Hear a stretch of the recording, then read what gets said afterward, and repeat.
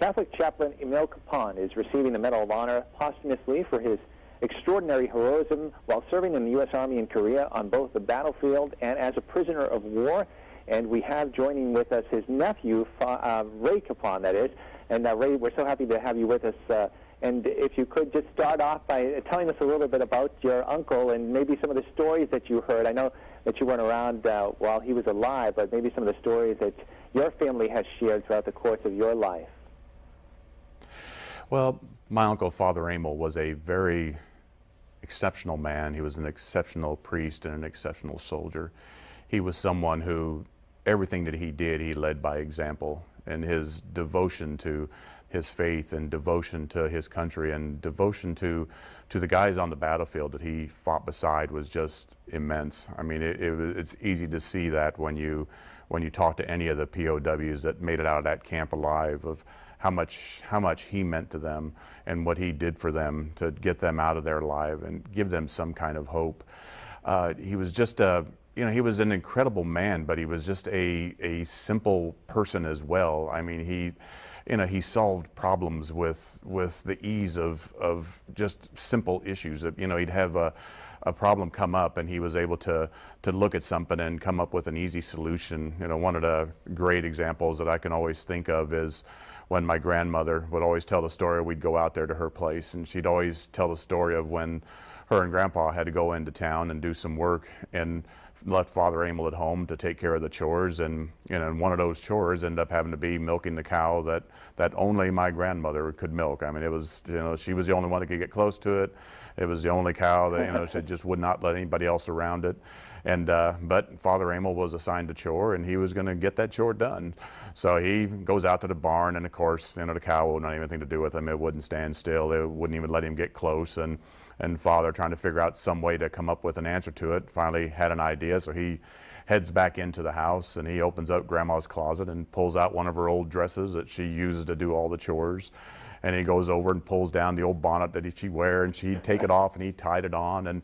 And he goes out and does the way Grandma would walk across the yard and walks out to the barn, and sure enough, he gets the job done. I mean, the cow stands perfectly still. He gets everything finished, and that's the type of man he was. That was the type of priest he was, and that was the type of soldier he was. He was always there to help. He always did what he had to do, and he always knew what he had to do.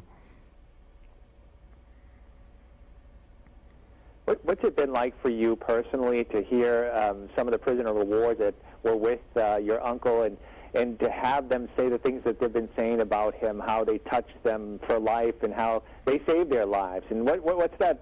How's that feel to you personally to have your uncle be this person that so many people looked up to, so many people were inspired by?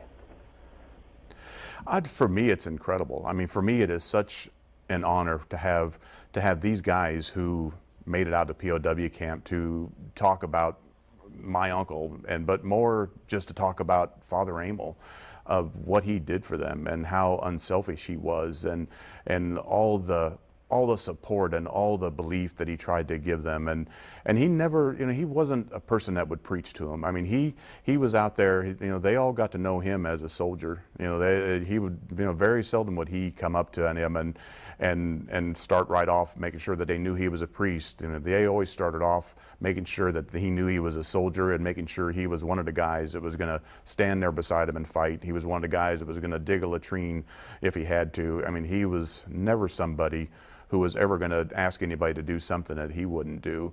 And to hear these guys talk about how he did things is just, it's incredible. I mean, it's just, it makes you very humble. It's hard to describe what that feeling is, but for me, for these guys to be here at this ceremony and to be able to finally see all the stories that they told and all the things that they talked about, to finally see what they knew should happen is just an incredible feeling. And just to take it further, I know this has been in the works for a while, but just to have it finally come to fruition to receive this Medal of Honor, what has that meant for your family? For our family, it's because we've known about this for a lot of years. I mean, we grew up hearing about the Medal of Honor and hearing people talk about it. But for it to happen now, it just seems to have such a special meaning, because there's been so much talk and so much interest, and so many people who know Father Emil now who may have not known him 20 years ago, may have not known him 30 years ago. And for me, I see it as it's just going to be that much more that his legacy is going to go on, that much more that his life's going to be told. Somebody else is going to tell somebody else, and it's just going to continue to grow and grow. And you know, I look at this time of when it's happening, and I really believe this is the greatest time for this to happen. Well, we thank you so much, Ray, for being with us and for taking time to share the stories about your uncle, and we wish you all the best in your family as well. Okay, thank you very much. I appreciate your time.